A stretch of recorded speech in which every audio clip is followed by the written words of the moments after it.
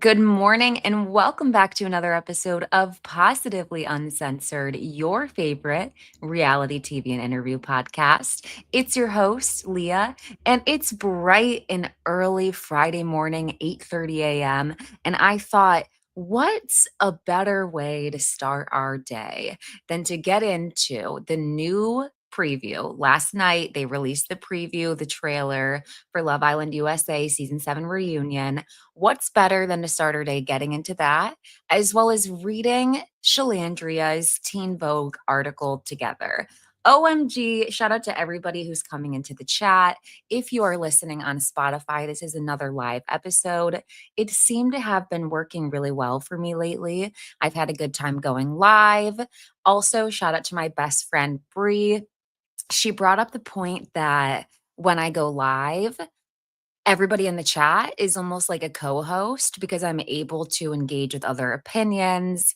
Things are brought up that I hadn't necessarily said the first time, and it's just fun banter. So this has been fun for me. I'm curious what listeners on Spotify are thinking. So let me know if you're a Spotify listener, how you're liking these live episodes. Without further ado, I know that people are just sprinkling in, but that's okay because everybody loves a replay, right? So just a reminder to like the live if you're in here, just so that a couple more people can get the notification. I think some people might be just waking up, some people might be getting ready for work, but we're going to watch the Love Island trailer together. Grab your coffee, clear your throat, grab some water, do whatever, and let's get this morning started. How do I do this? I think I do this. Okay, perfect. At the side, I'm done playing it safe. Straight ahead, there's no time to waste. I'm just looking forward to seeing all the people that voted me out. A lot of LOL. Immediately, LOL. I already have a prediction that a lot of Casa people are going to be taking up time at the reunion. I guess Charlie's not Casa, but just people are going to be talking for too long that I don't care to hear from. He's one of those. People have a lot to say. And I want those tapes to be played back. I want to see everything. I'm about to set it off. Jeremiah, you and Bella, is there something going on here? Olandria, was it worth the wait? First of all, yes, clearly there's something going on between Beldasha and Jeremiah. There was something else I was gonna say. Hopefully it comes back to me. Like the journey. Oh, the journey.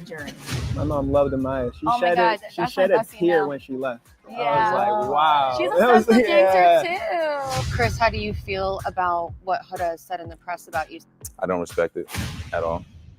Hannah, what is it? Me either, especially after Chris has been so kind to her during his press interviews. Feel like to see that?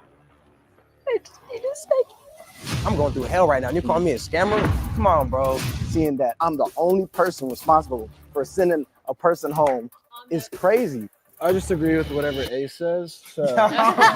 Chris, you were out with Brian on the night of. Olandria and Nick look so good.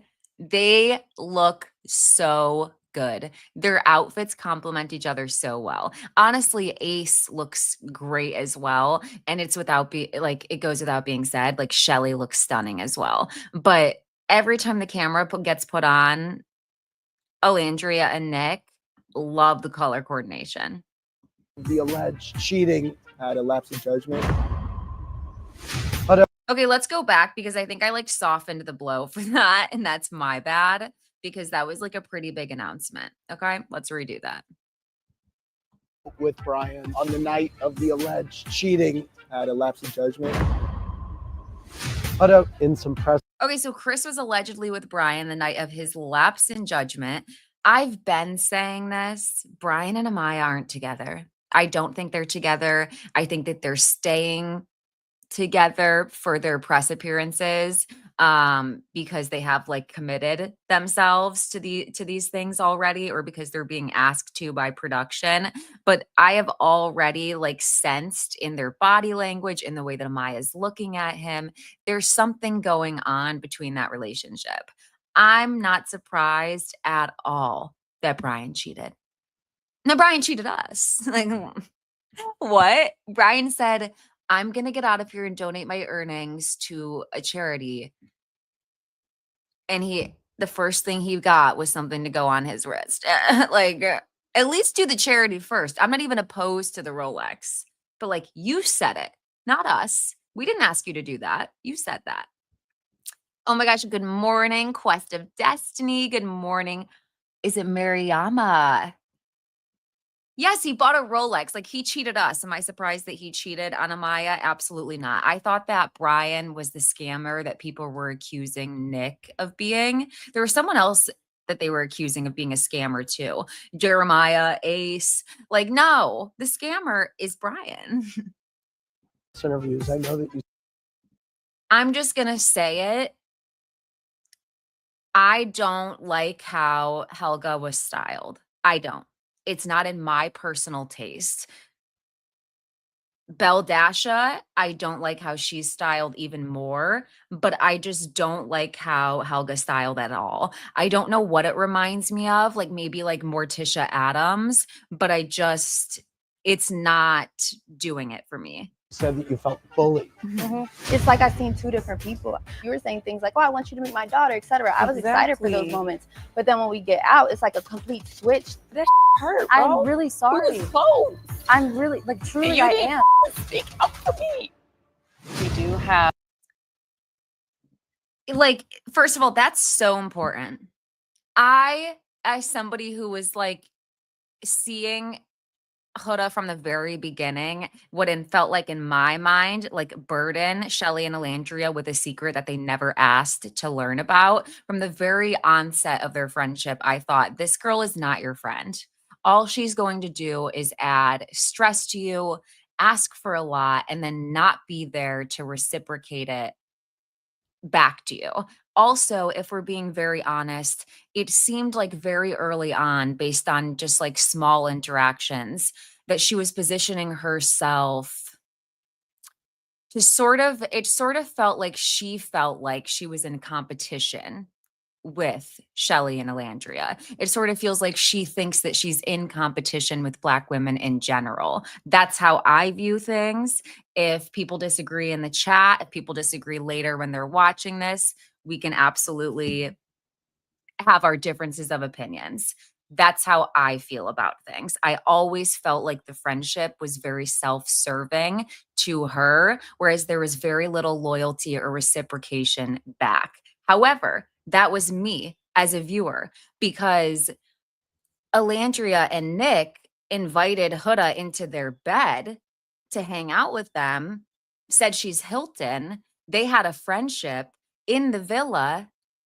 She was invited, both Chelley and Olandria, to come and meet Huda's daughter. So they had a friendship. Like, despite what I, Leah, thought watching the show at my house, they had a friendship in that villa.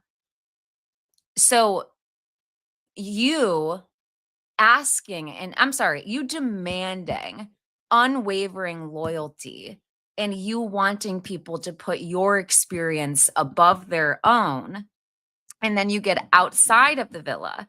Mind you, in the villa, you weaponize your tears against both women, which I thought at the time, like, how can you not see how this would play out? Like, how unaware are you? But then to get outside of the villa and see the hate.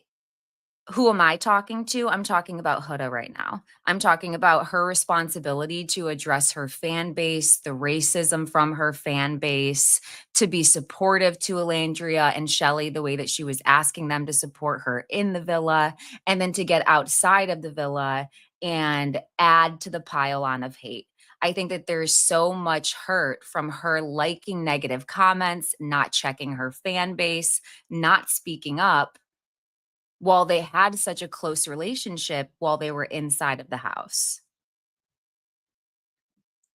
So I think that I absolutely understand why Chelley and Olandria are hurt. I'm so glad that they're telling her.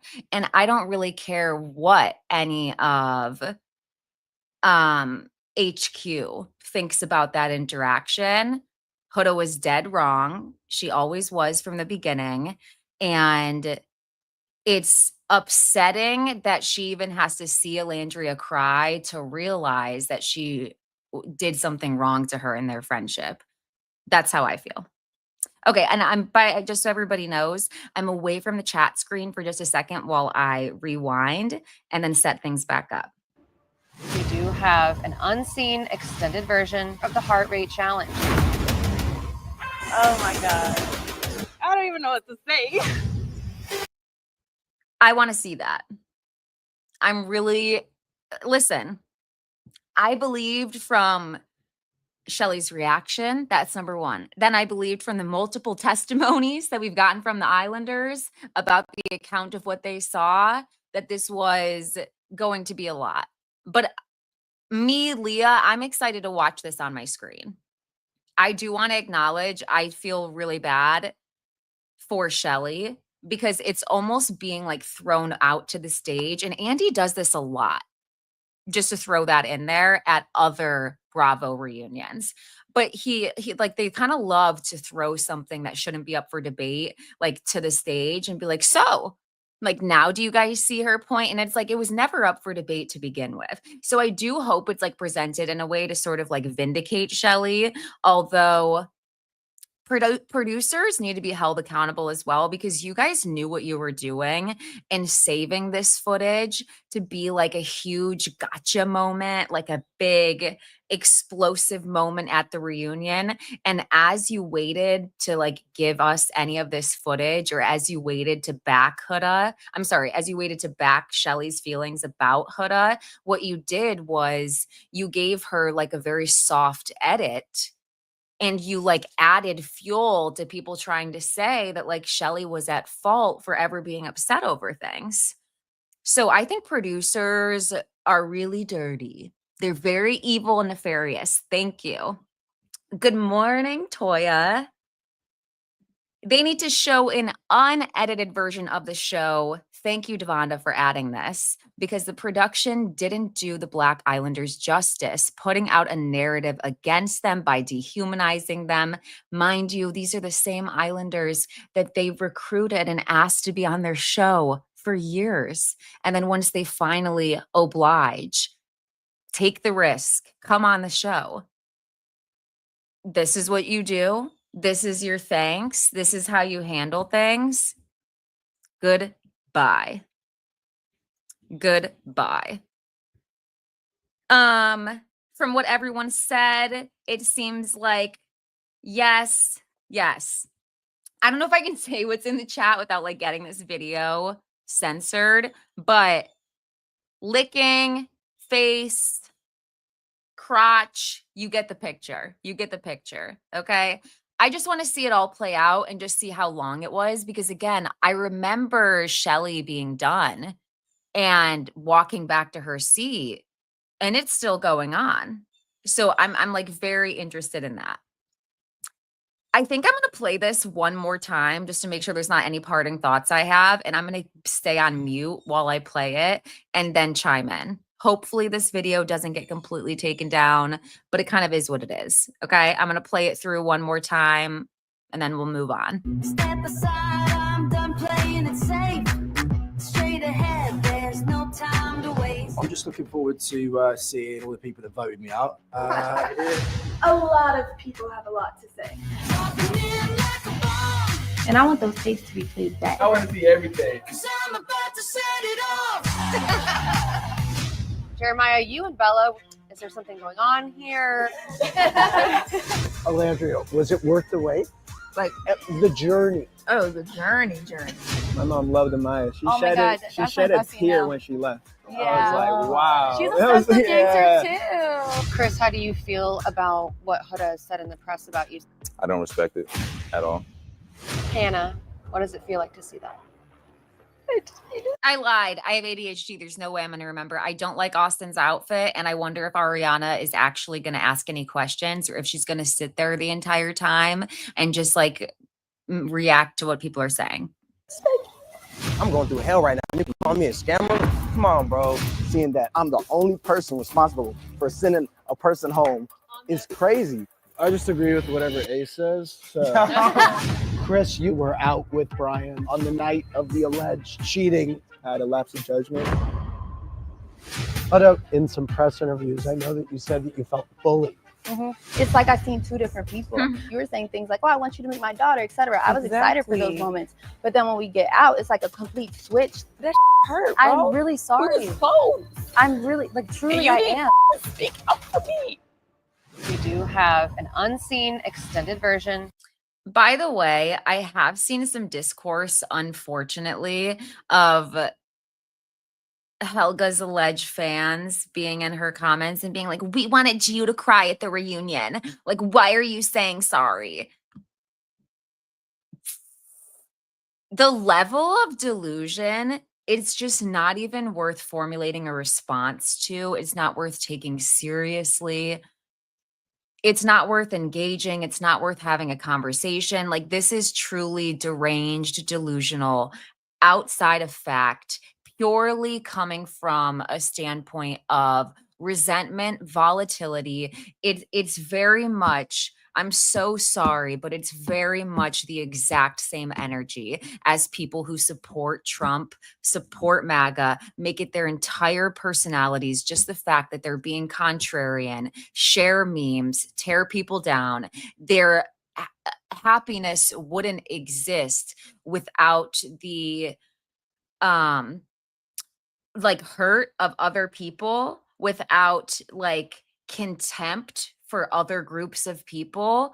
The happiness only exists like from confrontation. Like, they're not just like happy to support her. It's just like a constant racism, tearing down of the other cast members, reinforcing delusion, and just saying things that just like literally aren't true. They have no basis in reality. And I'm sorry, because I accept the fact, and I want to like I want to be very intentional with my words. I'm a white woman, and in any terms, I would think it would be inappropriate. So I want to make sure I'm making this clear. I do not think that Huda supports MAGA. I don't think that in any capacity. I think the energy of her supporters, it feels very similar to the energy of MAGA. That's what I want to make very clear. I completely understand the nuance of the fact that MAGA and Republicans and their ideology, what they support, is harmful to Huda as a woman of color, as a Palestinian woman. So I'm not making that leap. What I'm saying is, again, to reiterate, so it's not confused, the way that her fans support her and the way that their entire personality is geared towards confrontation, and there's no reasoning. It's just volatility and anger. There's something about that. There's something about that. Her stands don't get media literacy and watching the show with nuance. They never will. And I was going to save this for the end, but this feels like an appropriate time to chime in. If you don't believe me, go on TikTok and go scroll through just random people's lives and look at the arguments that are being had and how one panelist will randomly join that's a part of HQ with no reason, no logic. They sound 14. And then it will escalate immediately. Like, it's just, if you don't believe me, just watch. JC, thank you so much for the super chat. Just showing you some love, Leah. You're amazing. Thank you so much for tuning in. Thank you so much for the support. Mariama says Huda apologizing does not fit their narrative because it would mean that they also have to take accountability. Absolutely. They see themselves in her, admitted she is wrong equals admitting that they are wrong. Absolutely. Absolutely. And I'm just going to address the general sentiment. It feels like if I'm just to speak about the general sentiment of what I'm hearing, it felt like they very much wanted to watch her stick it to Chelley and Olandria. And that just supports the anti-Blackness that's rampant throughout her HQ, throughout her fan base, that I think it's crazy she hasn't addressed. That I think it's crazy she hasn't addressed. Okay, so moving along just a little bit. And you know what? I'm so sorry. Let me preface, I should have started with a trigger warning because I just got into some areas that are heavy. I completely want people to protect their mental health. So if this is triggering, if you don't want to hear anybody cover Huda or talk about her, I completely understand that. If the heaviness of the racism in this season, you just need to tap out of that conversation. Please know that I understand that. And I'm also going to add a trigger warning to the beginning of the description for this video because I didn't verbally say one. Again, my apologies. Okay. Now I'm going to look at, first of all, look what God did. Look what God did. Look what God did. Look at them. They look stunning. So first of all, major publication, Teen Vogue. It just tickles me. They're so stunning. They're so stunning.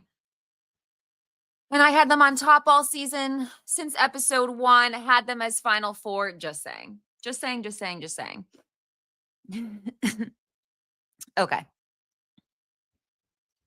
Now let's give some love to the writer of this article, Ayana Ishmael. Thank you for writing this article. Thank you for the interview. Thank you for giving them a space to have this conversation. As I also want people to know, I have not read through this. So we're kind of reading this with each other in full. I have not read through completely. I've seen some parts of the article clipped and talked about, and I really just can't wait to dive in because it seems like a very honest and important conversation. Okay. So the article starts with, there's a certain weight that comes with opening yourself up to the world on a dating show. It gets heavier when you're a dark-skinned Black woman trying to fall in love while the world dissects your every move. Maybe that's why when Love Island USA came calling, Chelley and Olandria both hesitated. Chelley was first approached for season 6, while Olandria was contacted across multiple years before finally saying yes. Whether it was the history-making momentum of season 6 or divine timing, the pair came to Fiji unknowingly stepping into a journey that would bring them closer together. We're soul sisters for a reason, Olandria tells Teen Vogue. We'll always say to one another, God knew we needed each other. I'm so happy the past seasons did not work out for us because season 7 was the year to be here at the same time. First of all, that's so beautiful. That's so beautiful. As I've said, as Olandria knows, as Chelley knows, God does not play about them. Somebody asked, does that mean he plays about others? Yes. Why, yes, it does. And he has divine timing. Chelley smiles, adding, we were supposed to be here together. Look at them. The two of them having each other during this experience, I've seen creators say that this was the real love story of Love Island USA. And yeah. Whatever like fake beef or things that people are stirring up, these girls are genuine friends to each other and have supported each other in ways that we will never have seen to the full extent. Season 7 arrived under enormous pressure after season 6 became the most watched show in streaming history. Fans wondered if lightning could strike twice. Season 7 did surpass records, but not without constant comparisons. For Chelley and Olandria, that meant immediate parallels to season 6's Janae and Serena, something they weren't interested in entertaining. And let's take a moment to talk about that as well, because I remember the amount of discourse when the cast first came out of people saying that they tried to replicate the cast so heavily. And it was like, I don't see any similar like the similarities that people were drawing at, like trying to make scenarios already that setting them up to like it was all very weird. It was all very weird. Like let's just call that for what it is. Especially most importantly and mainly who I'm talking to is from like non-black creators who would just look at a photo and be like, oh wow, Olandria is Janae and Serena is Chelley or like whomever. It's like, and where do you get that from? Where do you get that from? Or they said that who did they say was going to be like Cordell? It was just a mess. Continuing along. Before going on the show, I told myself to just be myself, Chelley says. They could either like you or not, but I never want to feel like I'm putting up a facade. I also said, don't feel like you're not deserving of this opportunity because there are so many people in this world that could have been here, but out of all of those people, you were here, and that's for a reason. Viewers tune into Love Island USA daily to analyze relationships and vote, giving America almost the role of an ancillary cast member. That hyper surveillance weighed heavily on Chelley and Olandria, who somewhere along the way were cast online as mean girls. And as somebody pointed out in my chat, it was episode 2. It was episode 2 when the narrative of them being mean girls started. What was the reason, you ask? Because Huda cried at Olandria simply saying, not right now. And like I said, and that was the first time that she weaponized her tears. That's how I interpret it. A lot of people are having discussions, like have a private conversation. Why are you centering yourself in that moment that you were already centering yourself 30 seconds before? Let's see. Okay, she continues on to say, it was confusing and so weird because we knew who we were in that villa, Chelley says. We know how much we showed up for every single person on that island, how well everyone spoke of us. So for us to come out of the villa and see that we're mean girls, we're like, mean girls where? The perception was fueled when fellow islanders who exited early leaned into America's idea of them.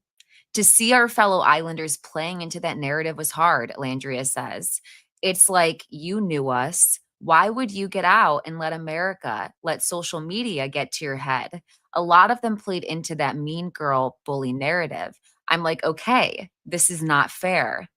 And I think that Coco is one of the people that we're talking about with the podcast episode that she did, where the host ended up coming out after the fact and being like she was boring, like so it's like, for what, like say something negative about Olandria for what, especially when you've seen what's happening online, for what?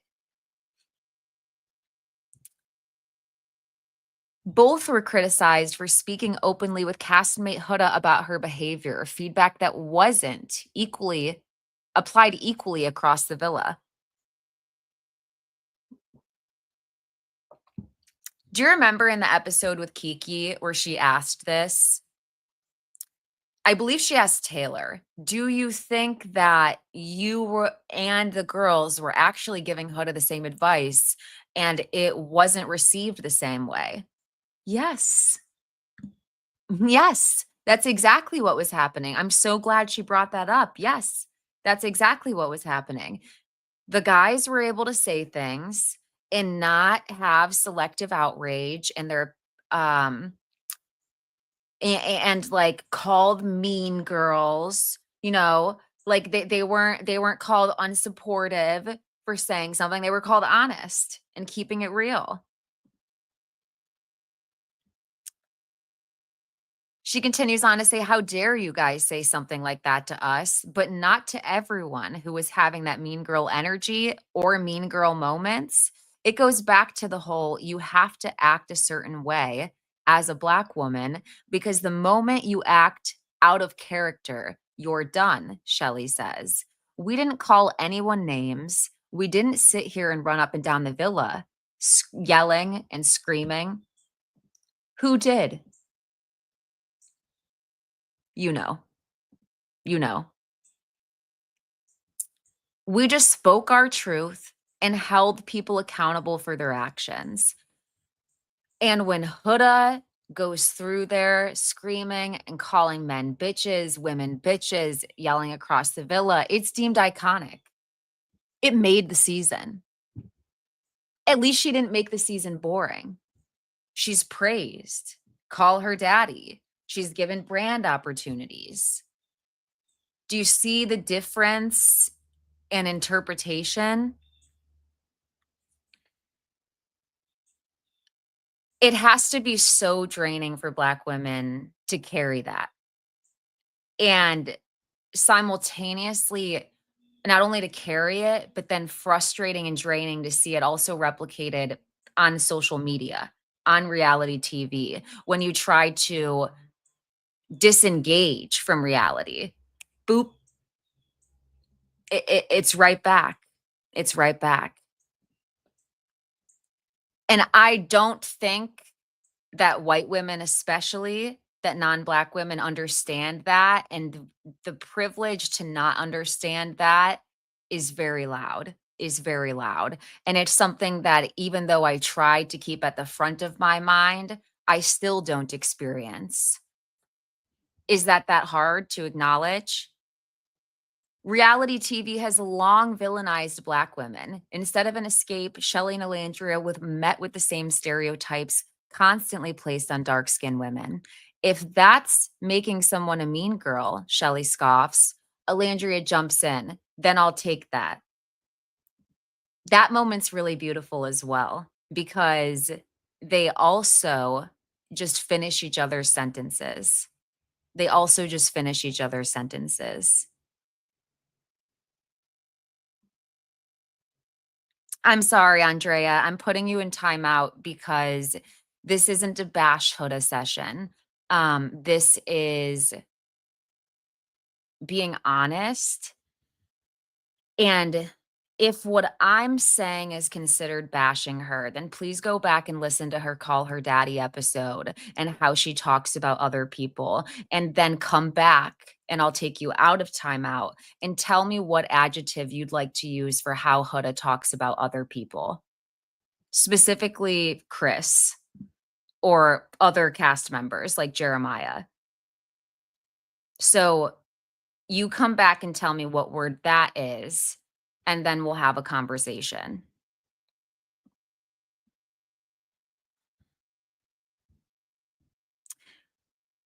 And I'm sorry, what this is it's reading Chelley and Olandria's experience on Teen Vogue that they shared with us about being on the island, and then leaving space to have a nuanced conversation about it.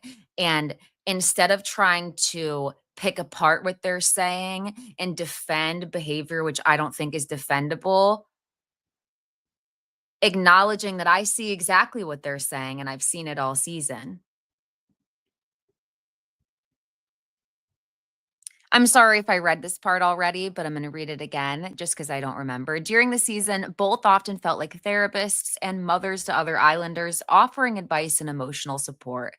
Olandria especially took on that role, reflecting her real life position as the oldest of 6 siblings. And we saw that happen. We saw everybody sob when Olandria left. We saw her being like the center. I mean, Olandria was one of Austin's only friends in that villa. Like, if Olandria saw somebody sitting there and being excluded, she went over to offer them like a friend.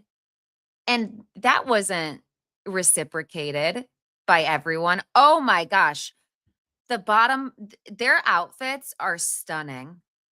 Their shoes, everything. Oh, this full photo is absolutely everything.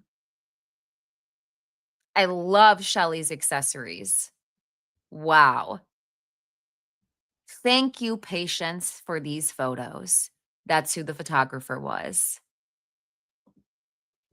Continuing along, I knew going into the show, especially as a Black woman, I was representing more than just myself, she says. The world always tries to label us as angry Black women. They use a moment of weakness and make that one specific time our whole character. I knew that when it came to my emotions, I had to dial that back, which I did for the majority of the season. But when she finally broke down after Taylor, her main partner, recoupled with Clark, the judgment came swiftly. I really love this writer of this article, who again I'm gonna read their name at the end of this. But thank you for giving us the language to refer to this moment in a respectful way, because I'm very tired of seeing the sentiments that Olandria like went off on Taylor or cussed him out. You know what I mean? Like, she finally broke down. I feel like that's a much more accurate way to describe what was happening. After the humiliation that he did, slick and publicly, after just not being pursued, after being led on, after being confused, she broke down and she shared her feelings. And I really appreciate, again, the author giving us the language that feels appropriate to describe that situation. Because all she did is respond to him. All she did is respond to him. The moment that I did break and I kind of blew, people were like, I knew it.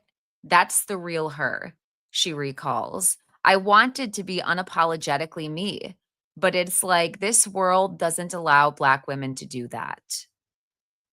And I remember that. I remember people saying, that's Olandria. I remember Nick Vile's dumbass and his co-hosts and some other idiot got on there and they said,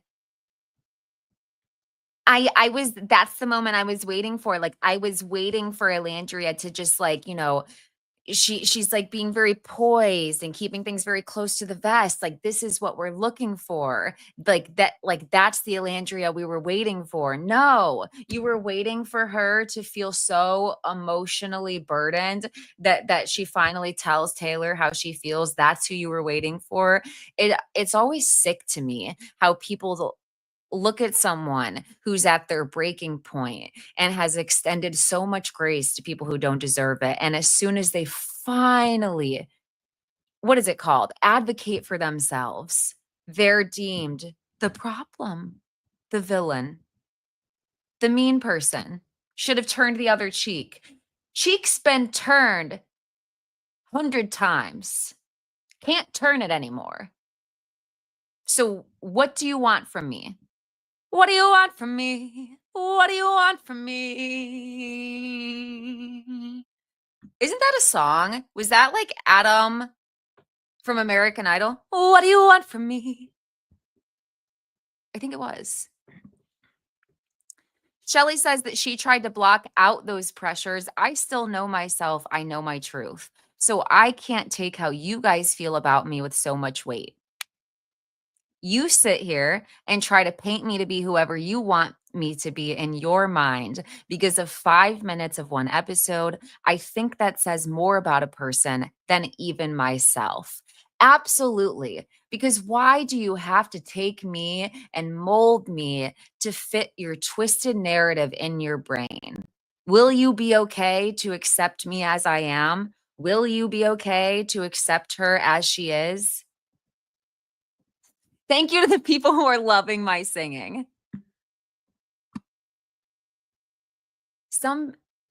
If you have a vocal stim, you know if you know. I can barely think. Hello, beauty right in the eye of the beholder. The beholder, me. The beholder, you. Like, I can barely even look at her.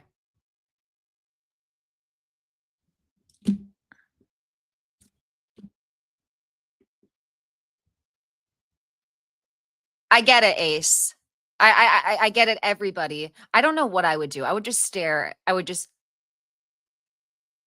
be in awe. You'd be like, "Are you okay?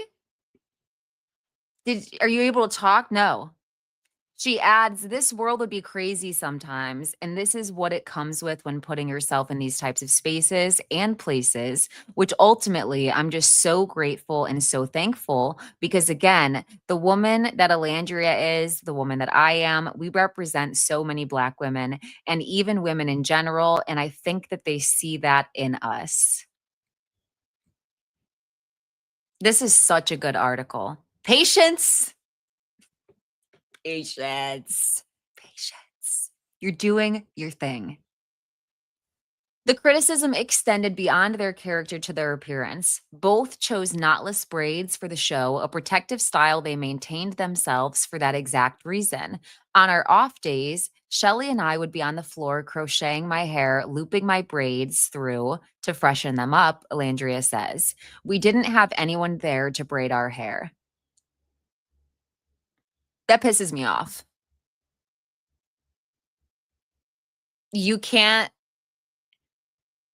Production's just so dumb. Like, they're just so dumb, so little care. On one hand, it's absolutely amazing how they were able to support each other. And again, in season 6, when Serena did Cordell's hair, it's such a beautiful moment, a moment of that I'm outside of, but I have heard Black women talk about as a moment of community and a moment of togetherness. But simultaneously, why don't you have someone to braid their hair? Why don't you have someone to braid their hair? Like, what, just, why? Why?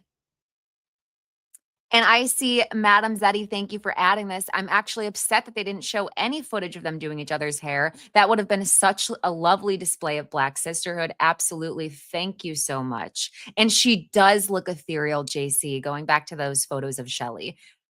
Ethereal. Goddess. Stunning. Continuing along. Let me put this up as well. Alden says, I relate so hard to the wash day connection, but, and then I'll put up the second comment when it comes up. To all 130 people who are on here this morning with me at 9:15 a.m. or whatever time it is for you, thank you for spending time with me in your morning. If you'd be so kind as to like this video, I would really appreciate it. Also, if you would add my podcast on Spotify, I would love it. But let's keep continuing on to more important things. Chelley adds, I think one of the biggest things for us is when we walked out, got into the villa, and looked at each other, we're like, oh, we both got braids. While Olandria went to a Houston braider early May to get her hair done, Chelley actually arrived in Fiji with hers blown out. As soon as she had landed, she says her hair turned into a big puff. She had traveled with braiding hair in her suitcase just in case a hair fiasco happened.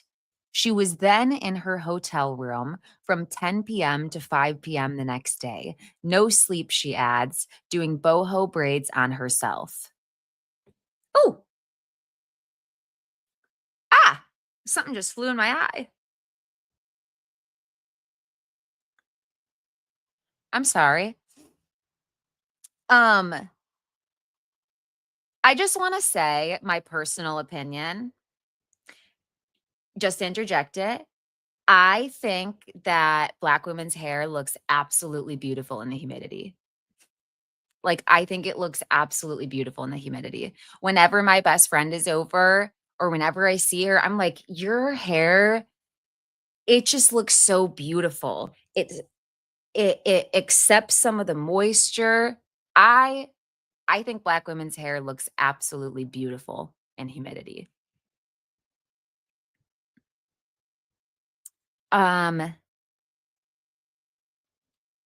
Sorry, I had to find out where I was and also get that out of my eye. I remember sitting down at the producers when I first landed, and I was like, by the way, I'm changing my hair. She says, it was in a bun when I was talking to them. They were like, what do you mean? I'm like, I can't leave it like this. I'm going to braid it. So I'm just letting you guys know I'm going to have a different hairstyle. They're like, okay, is this still going to go with your look? And I'm like, yeah, of course. What do you mean, my look? I don't know, fucking rude person who's asking this question. Let me see what your natural hair color is. Like, it's probably some interviewer who like dyed her hair. Like, let me see your gray come through. Is that going to work? Like, what? That's not your decision. Very annoying. Very annoying. Robin adds, she did them herself. OMG. If you know, you know. That's putting in work. For real, for real. They looked so darn good. They did. They looked good. This is going to go with your look. They should have someone on the crew who just comes out and hits producers every time they say something that's inappropriate or racist. Like, we can call it the puncher, and that'll be puncher, because I did see that somebody in the chat is in France and it's 3 p.m. The puncher. This will only be to the white producers. Let's be very clear. But I could do it. I could do it anytime they say something racist. Just, what'd you say? During season 6, but to be very serious, this is not something new that Black women experience. I've heard Black women talk about the experience of being in an office setting, being in a workplace, having your boss or people who should have no opinion on your hair, schools like make requirements for what they want your hair to look like, or more compliments when your hair is blown out versus when it's worn natural. And all of that is microaggression, racism, and very upsetting. All of that is very upsetting. So I know that as they're talking about this experience with production, I'm sure that Black women are resonating with this experience and thinking about their own internal settings where someone has commented on their hair at an inappropriate capacity. During season 6, online comments loved that Serena Page wore braids, but criticized Janae Craig's choice to wear a lace front wig. This year, people talked about how messy Olandria and Chelley's braids had become, as if they'd have the access to fix them mid-show. They also had to keep the same pedicure they came in with. Their online judgment was a prime example of how the goalpost constantly change for Black women in the public eye. Absolutely. It was just sad to see the comments saying they need their hair done. You see how many challenges I'm doing, Chelley says. Since when have you known someone to go in the water 20 times in a summer, get slime, this and that in their hair, and it comes out looking fresh? The scrutiny extended to makeup too. They had milk spit in their hair. Like, they had milk spit all over their bodies. Like, the stuff that they have them do, I think one challenge they brought out like a bonnet or a hairnet. Why not more? Why do we all have to, like, why is this still part of the show, as if you can't have any realization? As if you can't have any realization.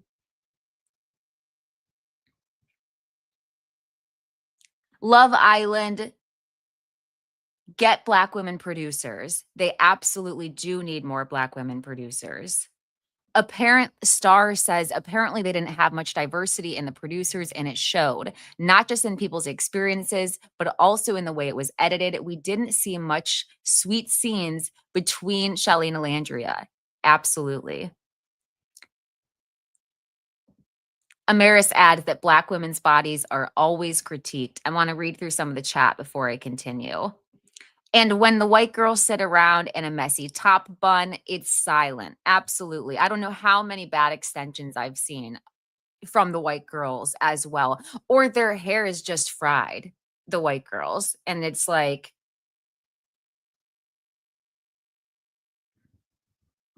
continuing along. This is such a stunning picture of Olandria as well, by the way. Like, we just have to take a moment. This blue It's too much. And did Makeup by Esther do her makeup for this day? Chef's kiss. Chef's kiss. Trigger warning for this next part. All of this was upsetting, but this part as well. Olandria continues on to say, they called me Miss Concealer, Miss Bright. I'm like, well, you can't call me ugly. I hate those comments. I hated seeing those comments critiquing her makeup. Olandria says with a laugh, they always try to find a way to tear us down. Truly, I feel like they just hate seeing confident women, specifically confident Black women, because for years and decades, we always have to live in other people's shadows.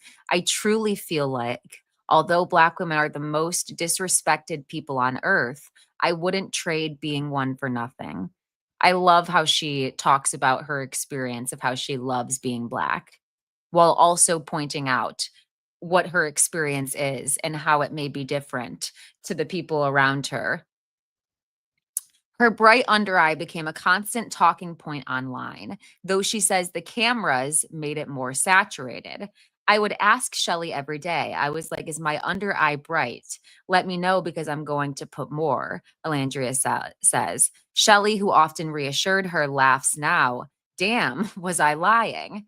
They continue to banter back and forth about their time in the villa. Olandria adding, you don't have much time to process emotions on the island. So I was just trying to process them through my clothes and makeup. Like, we're going to be happy today. I'd come in the room like, girl, you're fixing to do it to them today. The whole time they were on the internet tearing me a new one. And taking a second, what she's talking about too is like, you really can't control much of your day. You don't know who they're going to have you talk to. You don't know what the challenges are going to be. You don't know what time it is. You don't really know what day it is. And what you can control is, and you don't know how they're going to manipulate you, but what you can control is, I'm going to walk in the room and be the baddest, the baddest. Like, yeah. I would struggle so bad on Love Island. I would struggle so bad on Love Island. This is what I look like, and people be like, you know how people are like, embrace your natural look, like don't get surgery, you know. They continue to banter back and forth about their time in the villa. Okay, so she talked about her clothes. The two leaned on each other for support, finding comfort in small routines. Their favorite memories were upstairs braiding hair together, blue magic grease in one hand and a crochet needle in the other, while the other castmates socialized downstairs. That was just a moment of like, yo, you're my girl. You know you're stuck with me, right? You're not going anywhere, Chelley says. This is so beautiful. They're so beautiful. I love the sisterhood. I wish we could have seen some of that. I wish we could have seen some of that. And by the way, the banana powder on the under eye, I love it. I love it. And also, only reason I don't still have the banana powder is because I couldn't afford it and my skin is too dry for it to not cake up, but love the banana powder. The negativity at times went as far as threats, a harsh reminder of the climate Black women navigate. Still, they refuse to let it break them. I think a big part of it is we are very confident in ourselves, Chelley says. It's a thing of wanting to bring us down so badly, but why? If you see us feeling ourselves and happy about who we are, why can't that make you want to be happy as well? Because it makes them uncomfortable, Olandria follows. Yes. I truly feel like as a little girl, I always struggled with my skin complexion and my hair type. I have 4C hair, I have dark skin, and I have brown eyes. So I always felt like I looked the opposite of what beauty looked like in the Black community. Light skin, curly hair, bright eyes. If only I could go back and hug little Olandria and say, baby, we are going to be all right. You're beautiful. I'm so glad that she had the space to talk about this because Love Island would have never shown us this type of discourse.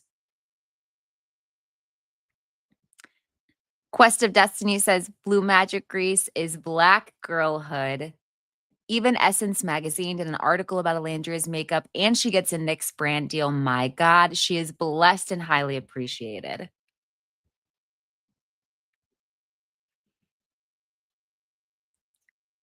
Despite the noise and also the Eurocentric beauty standards that just in America, you know? Did I just sound like Chapel Roan? I'm sorry. It's still a little early. Oh my gosh.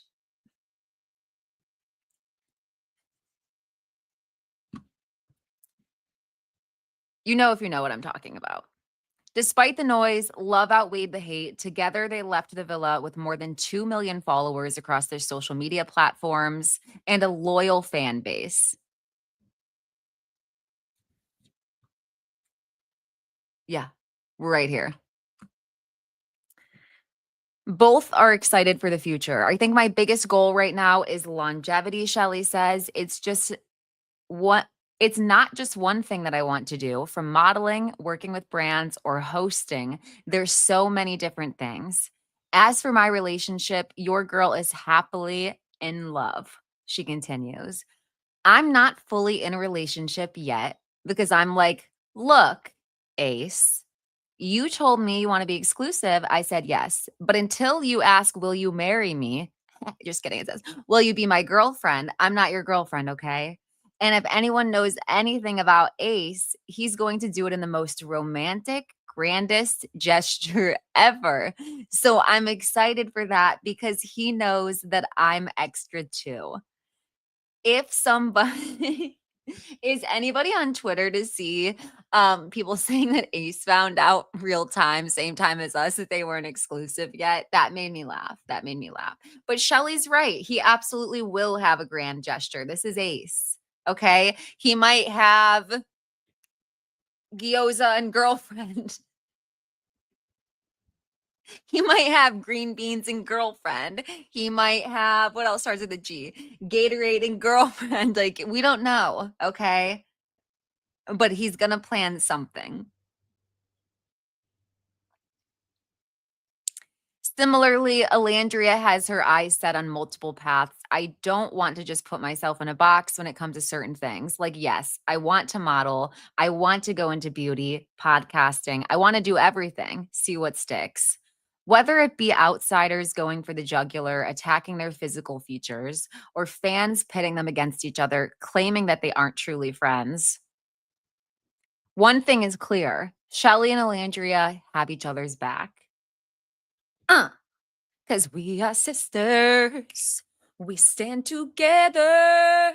We make each other stronger. From their adoring eyes looking out as the other speaks, or their continued hand-holding while on this press run, there's an unsaid connection and sisterhood that comes with being Black women on reality television. Amidst their continued laughs and clock it hand gestures during their interview, Olandria says with a full-face smile, my girl, we are in it for the long haul. They are so stunning. So stunning. Exactly. When when Chelley made that little s'more date to match Ace's energy, and he also said, this is the nicest thing anybody's ever done for me. I'm like, Chelley, pack it on up. This is perfect. Okay. Because the next date could literally just be, s'mores is the nicest thing ever done for him. Perfect. Next time it could be a picnic, like we can gradually do stuff and he's going to be excited for all of it. I love them. I love them.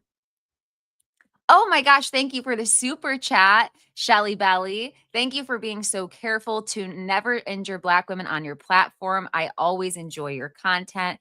Thank you so much for tuning in. This is the absolute minimum that creators should have with their content, white women especially. If you're going to talk about reality TV, you can't deny the fact that it parallels real life. And I try to have a lot of care with my platform because I think it's irresponsible to give anybody even an inch to pile on and say things that repeat misogynoir or racism. So thank you for saying that. And if I ever drop the ball on that, I know that I will be called out as well, rightfully so. Oh, I keep opening up the wrong tab and it's just, I'll actually just show you really quick. It's just them staring at me. Every time I open up the wrong tab, I'm like, I catch my breath a little. Okay. This is such good photos. This was such a great article. I believe that's the whole article. It is. So again, we're going to shout out the editor, the associate editor. Ayana Ishmael is the associate editor at Teen Vogue. In her work, Ishmael focuses primarily on the culture of fashion and how it specifically intertwines and affects marginalized communities. She's an award-winning journalist from Miami, Florida, and a graduate of the historically Black University, Florida A&M. Thank you. This was an amazing article. I had a great time this morning going over the preview for the reunion trailer, going over the Teen Vogue article. I'm going to be back later this morning to talk about Beyond the Villa episode 7. So if you watched Beyond the Villa, if you're a fan of Beyond the Villa, you might see me back online in about an hour. You might see me back online after I have some pancakes, after I have I don't want people to think I'm talking about like crack. Like, I don't know what I would be doing with that, but I'm talking about Mary Jane. Like, I don't really know what that looked like that I was doing, but let me just be specific. I'm going to Morgan Garden, eat some breakfast, and then I'm probably going to come back to talk about things. Before you tap out of here, 6 people who just hopped out, like the live, and thank you for spending your morning with me. Thank you to everybody who sent me a super chat, a comment. I appreciate all of you. And I hope that everybody listening on Spotify, I hope you've had a great time listening. Thank you so much, and I'll talk to you guys later. Ending with Jeannie. Thank you for being loud in your allyship. I appreciate you immensely, especially as a dark-skinned Black woman. And thank you for your comments. So glad everybody got to catch me live. Beyond the Villa, didn't they go to the Megan Thee Stallion fashion show? Yes, they did. Yes, they did. And we will be talking about it. I'll be back after I take my dad to IHOP. Enjoy.